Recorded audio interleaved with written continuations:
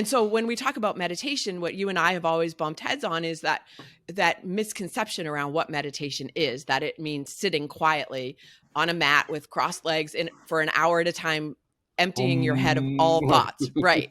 Right. And that could be a form of meditation, but a lot of people can't get there. So that's what I talk a lot about, is that those myths and misconceptions around what meditation really is. And you're not alone in not being able to sit still and clear the thoughts.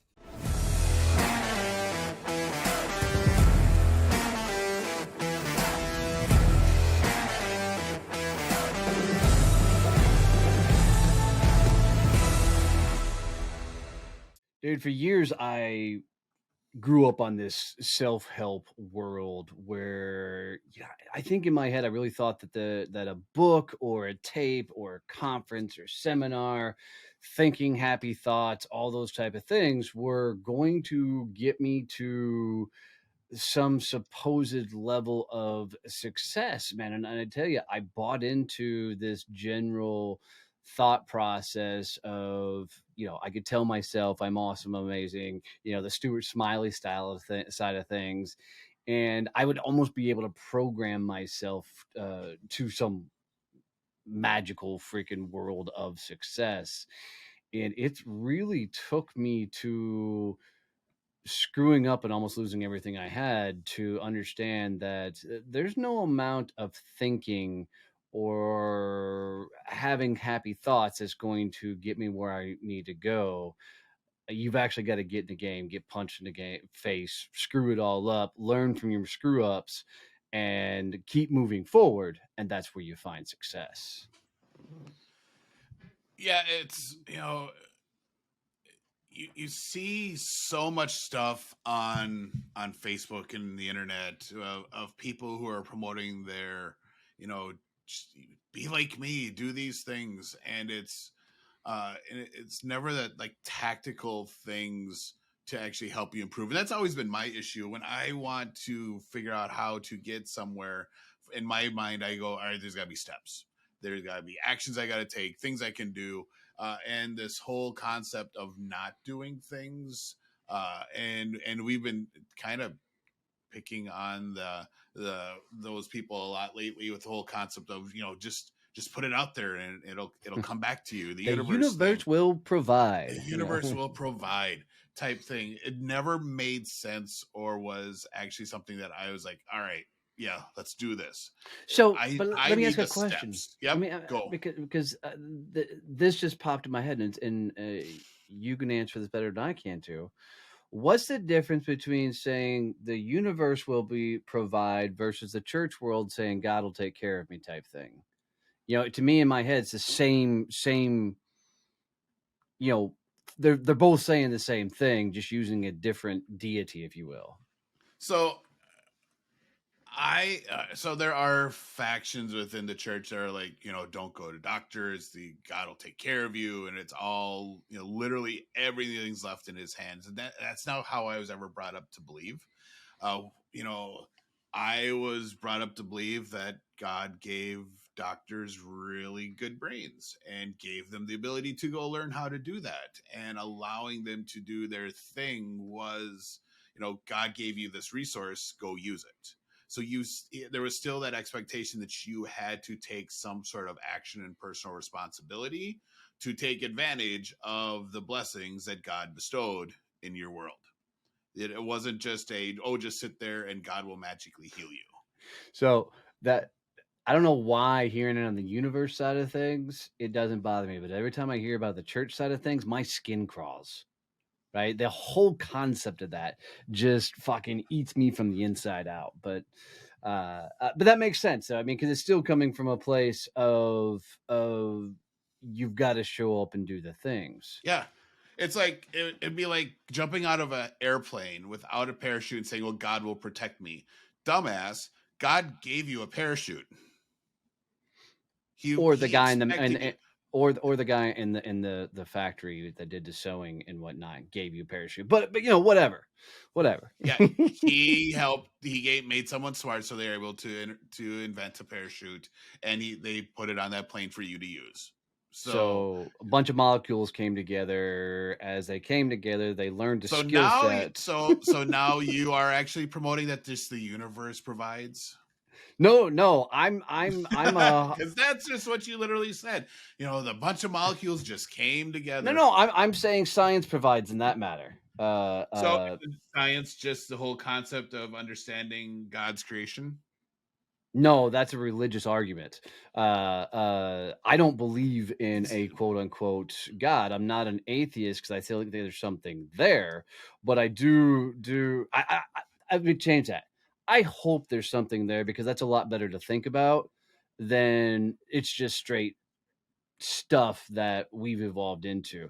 It's more fun for me to think the other direction. Do I think anybody walked this damn earth and did anything? Hell no. I don't believe in that at all. But the even if there was some magician that walked this earth that could perform skills and magic and everything else, I'd want to meet them.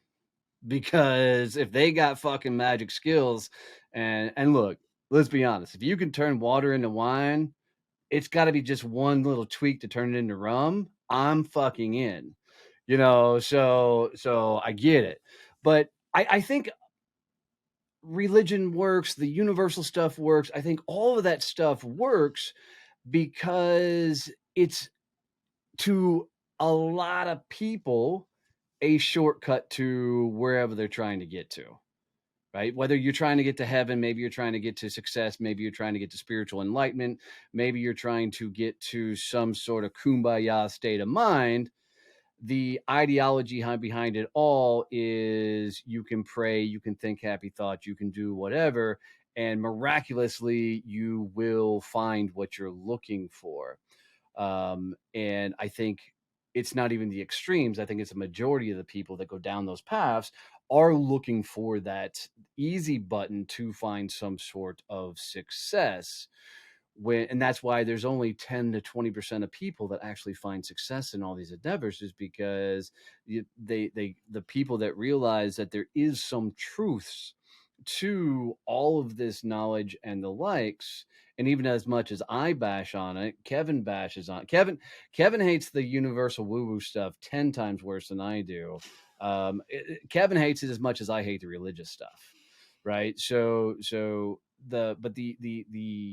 ideas is, everything is based in some sort of foundational truth, or you can manipulate it enough to get back to some sort of truth, if you will. And I think for me, and I'll speak strictly for myself, I wanted the easy button. I wanted to be able to go, I'm rich, and all of a sudden I'm rich. And turns out Rich is only my dad's name. But the overarching thing is, I think people want to be able to journal their way to success, think happy thoughts to success, pray to success. They want it to show up without actually having to do the real work. Yeah, and maybe it's for me, having grown up on the farm. We had to do the work, and you had to go out and plant the crops. You had to go take care of the animals. You couldn't just assume that it was all going to happen. So even though a very religious family, there was still that concept of, God gave you these resources. You still need to go figure out how to make them grow and make them do things. It wasn't just God's going to make the crops grow for you this year. No, Right. You still got to go plant them. You still got to go weed them. You got to do the disking and all the different things to make them grow. So maybe we're just more practical and pragmatic about how we look at that universal concept, because if you were had never been in a religious world, you could totally look at that whole concept of, pray to God for what your needs and he'll provide. It was like, oh God, I need $1 million, poof. Why is there not $1 million in my bank account? When that's really not the concept, at least in how I was raised in the churches I went to. So Yeah. Yep. And I'll also say that I was I wasn't brought up in a church going family, if you will. We did the church thing on several times. Even once I went out and found religion on my own, and you know, practiced and learned a lot of things. I think that that's what set me, not the church thing, but the idea of there could be a better life sent me searching for things that I could do to get better. And I think instead of actively looking for improving skills of some sort, I spent the entire time trying to game the system, because gaming the system was how I got ahead in a lot of things, from school, the Marine Corps, blah, blah, blah. And the truth of the matter is there's no gaming the system in life, right? If you want to get to some sort of level of success, you got to do the things that you might deem as hard, might deem tough, and go do them on a consistent, regular basis, so that you can put yourself in a position to screw things up and be able to learn. So, as much as we bash on all of this, there is some foundational truths to this entire idea of even to the point of you're better off thinking in a more positive nature than a negative nature. You're better off, staying out of the Eeyore mindset, and staying in a more happy, ness style of thinking. And there's, things like journaling, meditations, and all of that. They're all rooted in some good stuff. But, for me, meditation has always been something that's been extremely hard for me.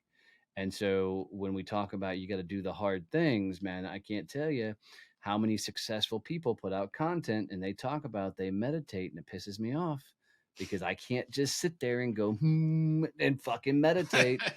It just doesn't work for me. And so that's why in this week's episode, I'm fascinated to sit down with Lori Saitz over at Zen Rabbit. Is we're going to talk about all things meditate, and y'all strap it in, because me and Lori go straight at it, to the point of Kevin grabs his Twizzlers and goes, "Ooh, this is going to be good."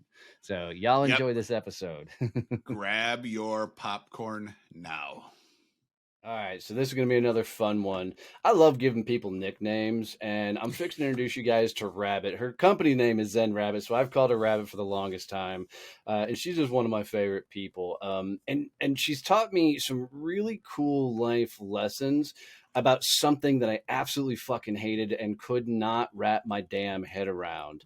So she's an expert on meditation. She's an expert on a lot of things of how she looks at life, and just always fun to hang out with. So bringing on Miss Lori Saitz.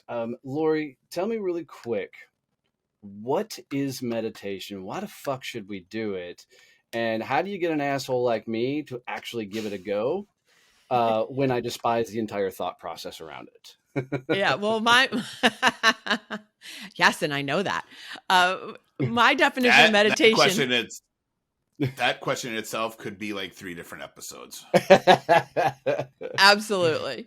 My definition of meditation is getting quiet enough, allowing yourself to get into a space where you are quiet enough to hear your own inner voice, that voice that tells you whether something's right or wrong for you. And it's the only voice, the voice that only you can hear. And some people call it intuition. It could be, if you believe in God or the universe, it could be that higher source speaking to you. But that's, to me, meditation is allowing yourself to get into that space to hear that. And when you do that, that's when you know what is the right decision or what are the right choices for you, instead of listening to what everybody else outside of you is telling you. So there was a day you and I were on a Zoom, and I was talking about my fucking morning walks. Mm-hmm. And you were talking about meditation, and I could feel my own eyes rolling in the back of my head as you were talking about it, right? And I'm like, this fucking meditation stuff, man, because the idea of trying to sit for 5 minutes and get quiet just fucking drives me bonkers, right? Call it Yeah. ADHD, call it just high energy, whatever the fuck you want to call it, just the entire thought process. So for anybody who doesn't know, every morning on my farm, I go walk 45 minutes and listen to a podcast. And I listen to a podcast because I got to be distracted to think, just the way I'm wired. And Lori and I were kind of getting into almost a heated conversation over this stuff. And she finally popped off and said, Donnie, do you realize that when you zone out on those fucking walks, you're actually meditating? And I paused and I was like, son of a bitch. I've been doing something that I didn't think I could do for a very long time. So one, thank you for that. But You're two, welcome. explain that for me. Yeah. So when you come back from those walks, that's when you write. Yep. That's when you take all of those thoughts that have been rolling around in your head while you're walking, forming, and put them down on paper. And that writing process is also part of a meditative, you're in a meditative state essentially when you're doing that. You're reaching this alpha brainwave level, and it's a very creative place to be. What's alpha brainwave level? What the hell is So, that? okay, so the brain operates on different frequencies, and alpha is typically when it's that state between awake and asleep, like right before you fall asleep. When you're in meditation, you're typically in alpha. Beta is what we are in right now. You're fully conscious.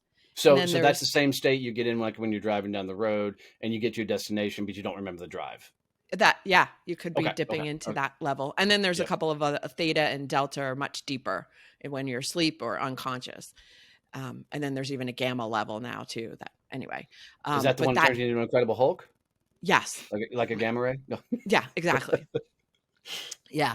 But alpha is when you're in that creative state, you're meditative, all those great ideas come to you. A lot of people who are runners, that's kind of maybe where they are when they're out running, not necessarily runner's high, but that place where you're just in the flow.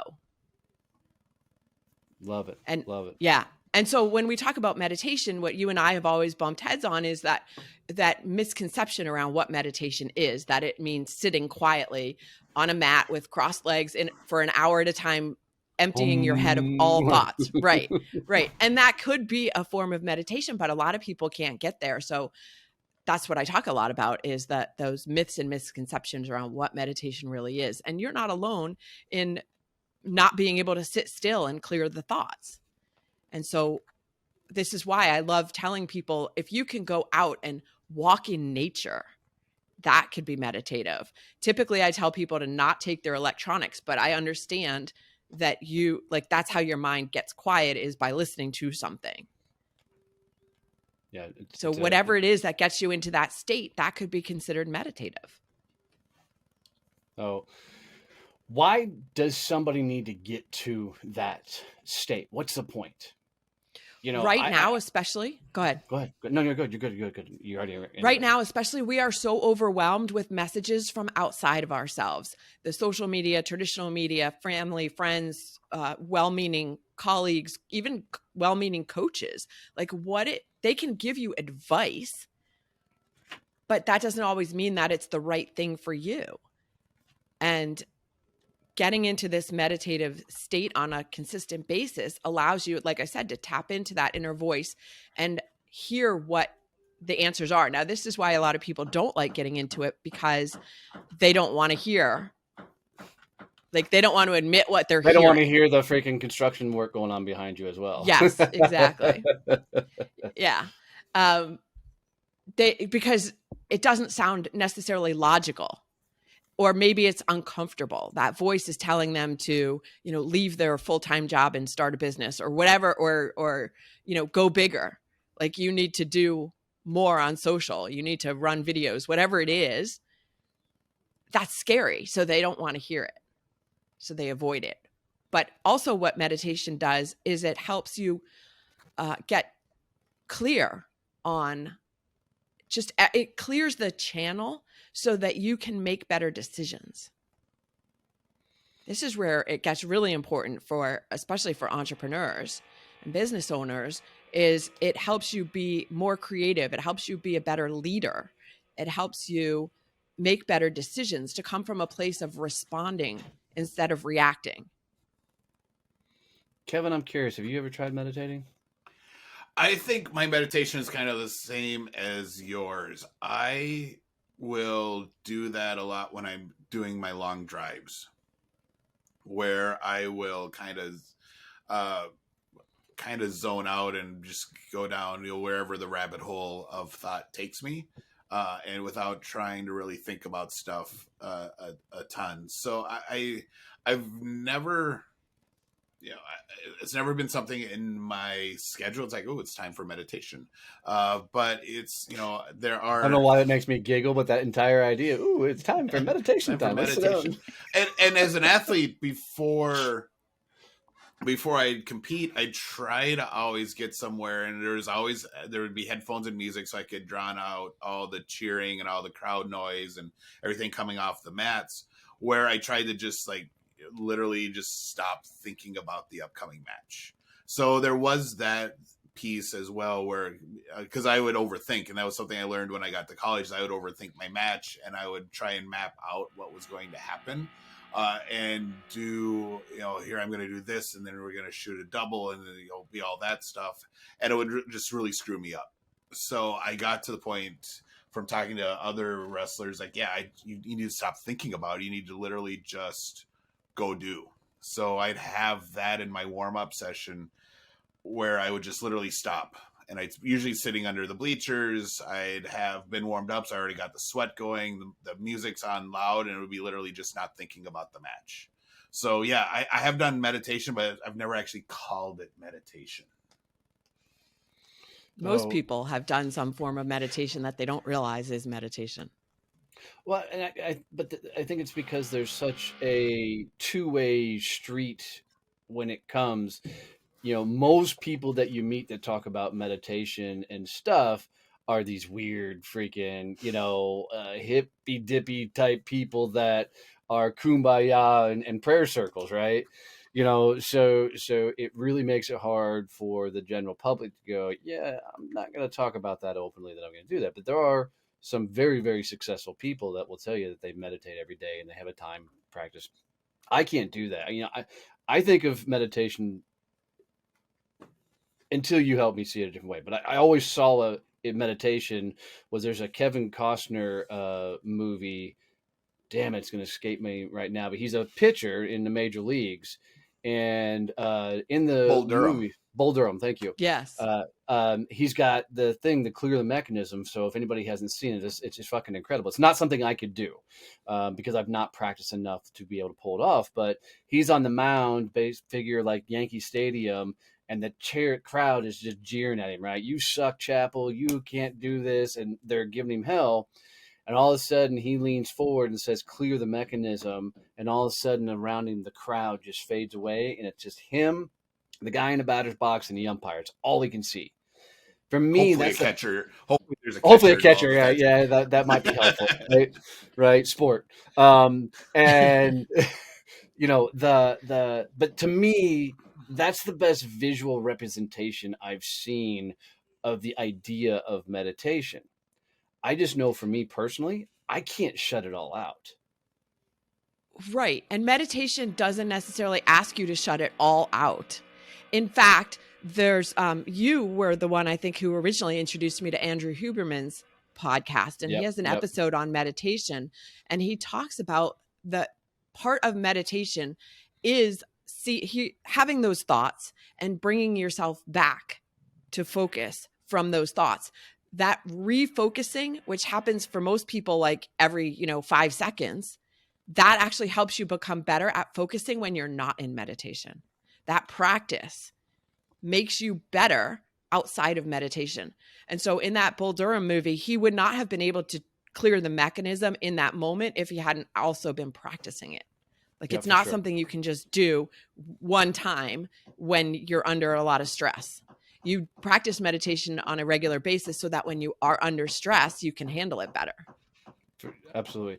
The one thing I love about Andrew Huberman is he has come out with a lot of things that is almost, I don't know if he would agree with this statement, but it's anti-self-help movement, right? And some of the things that they've proven is that the reason a lot of people don't hit their goals is because they over-visualize them completing, and the dopamine fires off, and now they've in their head have seen themselves completing the task, so they don't start working towards the task. This is where I struggle with the manifest side of the aisle, right? My buddy Tony Watley put out a funniest post, and it just cracked me up. He's got a big ass dumbbell with a ton of weight on the ground, and he's standing above it, and the caption says, "I'm manifesting the dumbbell to lift itself." Of course, it's not fucking moving. It's not doing anything, and so a lot lately I've been going after these over the top self-help people saying, all right, quit talking about just manifestation, because anybody who has found major success in anything that teaches manifestation, I want people to go look at their life and see how hard they work to get where they are. Yeah, I'm sure they kept themselves in a positive frame. I know you're coming at me on this one. I know. I was picking a fight on purpose. I have my movie theater size candy, and I am Perfect. ready for this. I was picking a fight. I knew popcorn. Okay, so the thing about manifestation is, yes, you still have to do the work. You still have to take the action.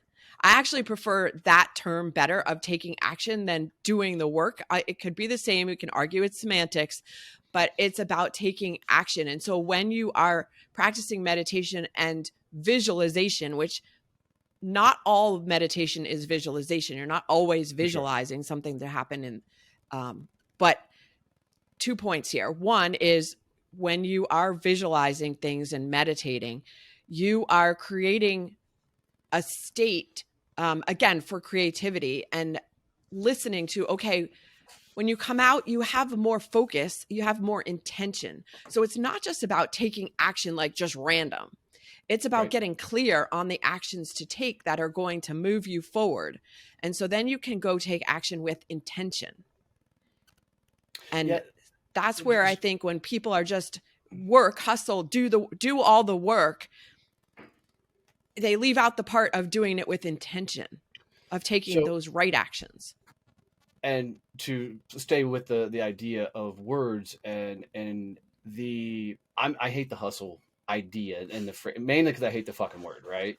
But what they're saying is, whatever you're trying to accomplish is not easy, right? Especially if you're trying to accomplish something very big. It is not easy. You're not just going to sit around and think happy thoughts and magically it's going to fucking appear, right? You have to do the work. And most of that work that you have to do is fucking hard to do, right? So if you look at it from that perspective, there are things you got to do that are fucking hard to do.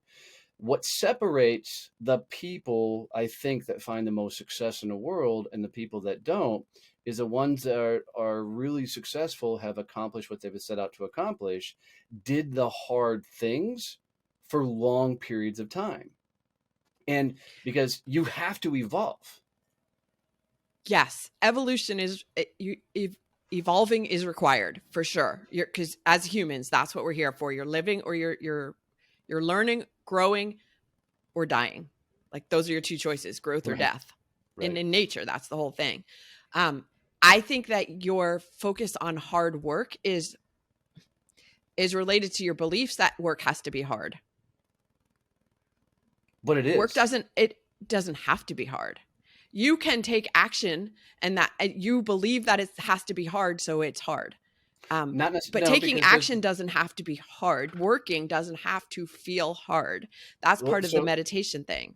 Let's take it straight to business. If you're going to build a $1 billion company, that's fucking hard. Because you believe it's hard. Some people don't think it's hard. Oh, they just do the work. They just do the work, but they don't have to say, "Oh, this is so hard." Well, they could say, "This is so much fun." That portion we may be agreeing. I agree with you on, right? But they would tell you that it's absolutely the hardest thing they've ever done. Now, the second time they go through it, they'll tell you it wasn't that hard, right? Because now they've got the mechanics, the evolution, everything to get there. I think people define it as hard because it's uncomfortable or it's unfamiliar. I agree with that. I agree with that wholeheartedly.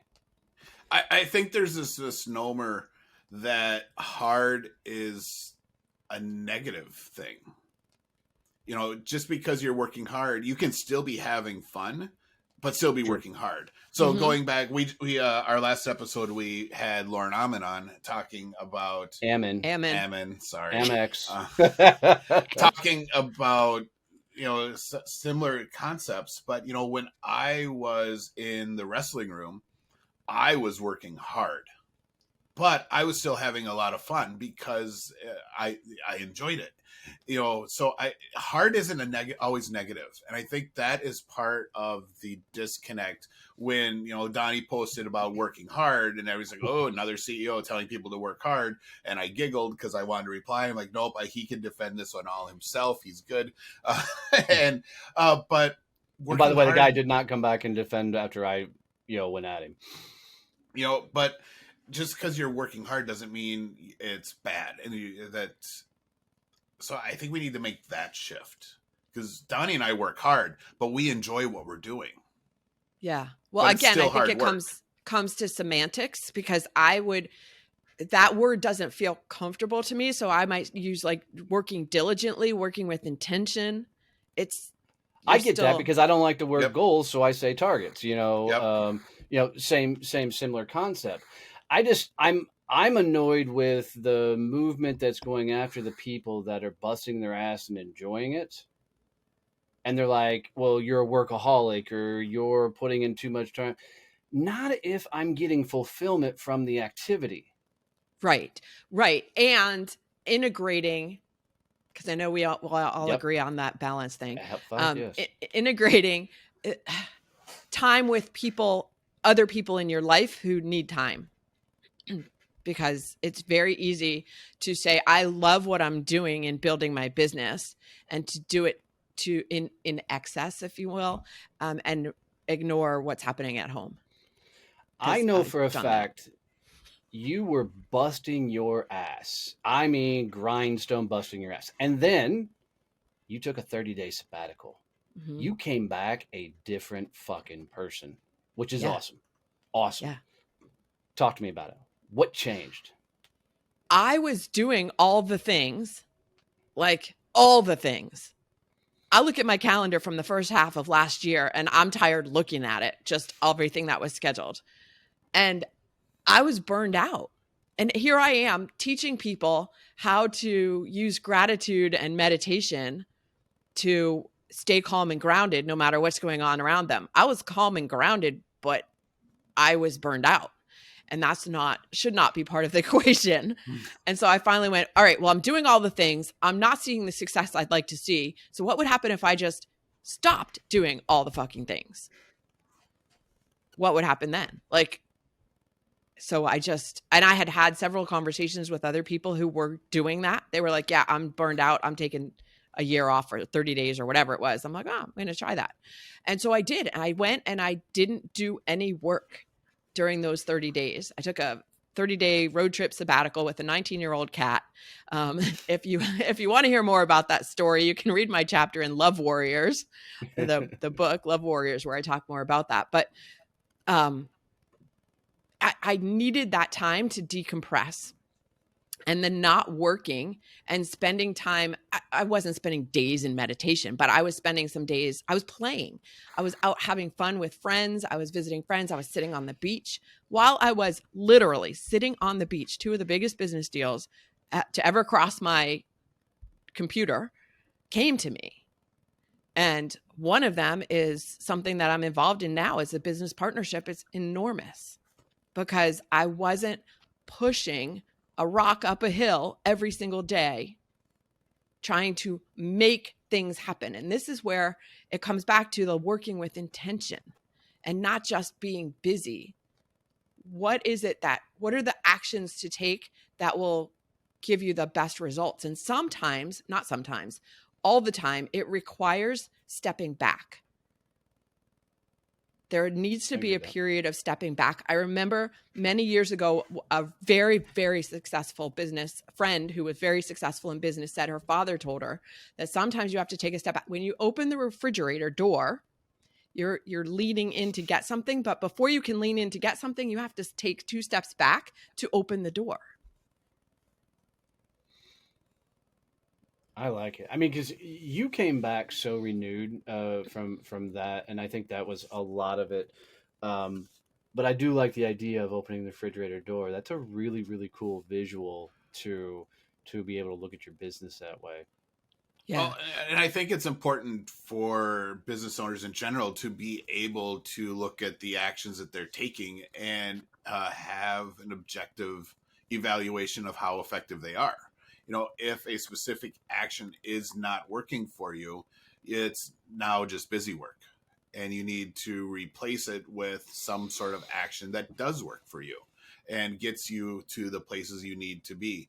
And, you know, if you're not doing that, then you're really just, you know, you're getting yourself into that grind mindset where it's like, well, I have to do these things because these are the things that business owners are supposed to do. Well, no, those are the things that may work really well for Donnie, or they're the things that work well for me or for you. They're not necessarily the things that are right for that specific individual. Yes. And then the other piece of this that's really important is that it was taking time to recharge. And what I realized on that sabbatical is that I was never allowing myself time to recharge. Donnie, you go out and you're on your farm working. Mm-hmm. That's your time to recharge and not be working at this business. Right. You're still doing something, but that for you is a recharging time. I was working from 9 o'clock in the morning till like 10:30 at night. And I would take an hour to go to the gym, but that's not recharging. That's still part of like my normal day. And so we need to take time every day to recharge our batteries so that when you come back in the morning or whenever you get back in front of your computer, you're ready to go, not just still burned out from what you didn't accomplish yesterday. Yeah. And just so you know, that working on a farm is hard work, by the way. I hear you. I couldn't leave it. You know, but you know, for me, all this, I have so much respect for you, and I truly mean that, because even that last segment of looking back and reflecting on your business, so often people put their head down and just work, right? And if you just work without taking a step back and analyzing, is this working? Am I doing the right things? I think most people get busy because they actually don't know what the next step or stage of their business should be. Right. And so that ability to step back, however you do it, I don't know if I'd suggest everybody take 30 days off their business, but it worked for you, which is a beautiful thing, right? You know, Yeah. but the ability to come back and look at everything is just a cool perspective. So I'll have you know, I did try meditating for 5 minutes. It didn't fucking work. I was so squirrel brained. Holy fucking! I know it needs to go ongoing. No. I have something else for you that I've recently gotten more into. It's breath work. We'll talk about I've been trying by box breathing. No. I got somebody to introduce you to. All right, bring them. I'd love to talk to them. I'm fascinated to learn more about all the stuff. Andrew Huberman talks a lot about breath work. You know, so is Tom Bilyeu. You know, so I'm interested in all that stuff. Well, Lori, thanks for doing this. How do people find you? At my website, zenrabbit.com. It's the best place to find me. And what's the phenomenal podcast you have? It's called Fine is a 4-letter word. Guys, go check it out. She has some phenomenal conversations on there. Still one of the podcasts I listen to. So thank you so much for doing this, babe. I really appreciate you having on, and thanks for always being you. Thanks for having me. All right. I got to be honest. That went better than I expected. I knew I was picking a fight with Lori going into it. And I really loved how she challenged me on this. Well, and I was kind of expecting fireworks because you two have been exchanging jabs via social media. Not like directly calling each other out, but you'd make a post and then she would reply with another post that was countering what you said. And so I was like, oh, this could get really interesting. I'm gonna sit back and enjoy. So that was a really fun conversation though, and I loved a couple of the things that she brought up about how meditation isn't just sitting in the lotus position humming to yourself. Although I think you should try it maybe out with your goats and sitting up on one of the boxes and see how that goes for you. Yeah, But between 400 pounds of dogs taking me out and goats using me as a jungle gym, yeah, that's not gonna work. They do yoga with goats, using them as a Yeah, jungle but it's gym. because people So are dumb and are okay getting shit on. I mean, that's all there is to it.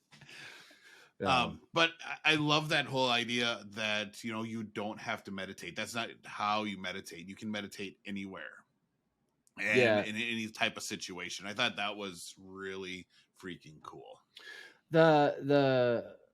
And I agree. I mean, I love going on my morning walks. I love having the distraction so that I can focus. Although I recently heard a podcast episode, I wish I could give them credit. I don't remember what the show I was talking to, but you should be able to go for a walk and not need a distraction to just be with your thoughts type of things. And I thought, that's bullshit. Fuck off. But I do see the power of being able to quiet your mind enough without the influence of something else. I just haven't mastered that yet. Well, I like the distraction idea because it kind of guides. It's like guided meditation. It's kind of guiding where your thoughts need to go, and you're able to kind of keep yourself from going down the really bad over analytical rabbit holes. And that's what happens to me a lot of times. If I don't have that distraction going on, I start thinking and my mind just goes somewhere, and I'm like, all right, now I'm having to overcome, tell myself, all right, stop thinking those things. That's not actually a thing. And I'm having those conversations with me, as opposed to which is probably okay at times, but as opposed to meditating and thinking about the things that are actually helping me move forward. Yeah. So and that's what I found when I have like a podcast on and I kind of will space out, is because it triggered me thinking about things. I'm like, oh, what about this and that? And then I'm going through and just letting the mind go. And then the podcast will pull me back out. So I like the distraction. I think it's beneficial for my brain chemistry. No, I'm right there with you. I'm only questioning it for myself. Is there another gear? Like, is there one more notch? What would it take for me to get to a point of I wouldn't need the distraction? To more drugs. maybe. So, but I, it's the idea. Could I go for a walk without having to listen to a podcast? Where would my mind go? What would I discover about myself in those moments is something I'm toying with the idea of going and playing with. Have you tried it? Not yet. This part of it's because I just had that surgery, so I'm only walking in my house versus out on the driveway. So, I will in one of these near mornings, but that, and you've had 3 inches of ice on your entire property the last few days, so walking outside was just a not smart risk. Right. So I'm curious, you would have had to put your wristband back on. Fall risk which I do have right there from the hospital. But so knowing that I'm doing this distraction, I now have a form of meditation that I'm doing on a daily basis. You said one of the greatest things that you do is you do it when you're driving, and your distraction when you're driving is one of the best times.